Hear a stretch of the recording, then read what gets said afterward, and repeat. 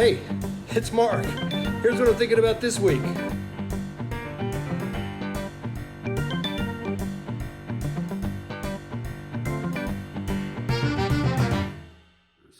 Well, my good friend Bob Perlow is known as the Warmup Guy. He's even got a great book called The Warmup Guy.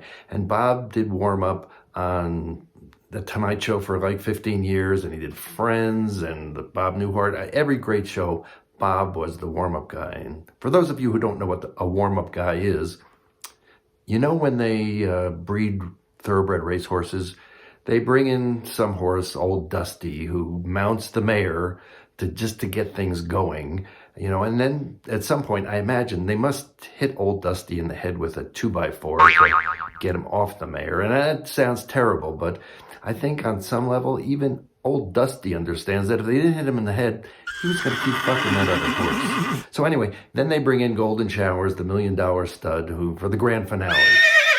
Anyway, that first horse, old Dusty, he's the warm-up guy. So here's the conversation I had with Bob. Now, Bob. Yes, Mark. Do you have an Everything About It Is Appealing story from one of the shows you did? Oh, I got so many. I got one. Yeah, you got one? Yeah. You got a good one, Bob?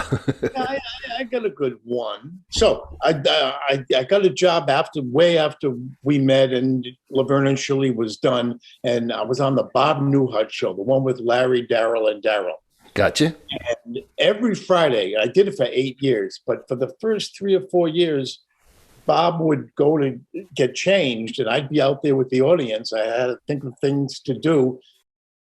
Played Frank Sinatra, New York, New York. And Bob, all he heard, I would get somebody from the audience down, give him a fedora, and they had cue cards, and he would hear me singing along, not knowing that I couldn't sing, but it didn't matter. He would hear this every Friday. So one Christmas, 2 years in, he invited me to his Christmas party. And I'm thinking, this is the crew, this is the grip, this is the guy, the cameraman, and said, I'll go, it'll be fun, my first Hollywood party.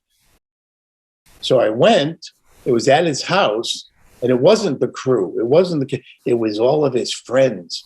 It was, for our older friends here, Burt Bacharach, Don Rickles, Johnny Mercer, just everybody. I was blown away. And at the end, Burt Bacharach gets up and he's playing. Don Rickles gets up. He does a few jokes. And I'm like, oh my God, this is the greatest thing I've ever seen. Then I hear from the back of the room, Bob Newhart going, hey, Bob, to me, why don't you get up and sing New York, New York, like you do every Friday?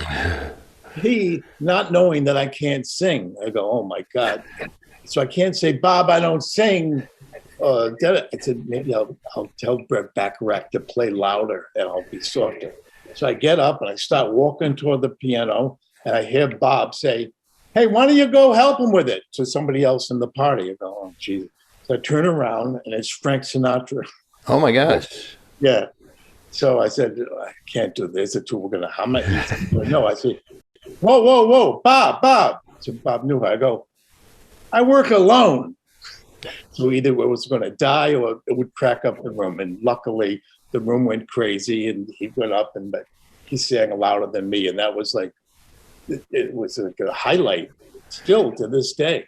So the point of this is, if you turn out to wind up being Mr. Viewer, or you're a guide on a tour bus with some very, very, very unhappy people, you could wind up singing with Frank Sinatra. Bob? Yeah, sure. Good talking to you, Bob. Okay, Mark, thanks.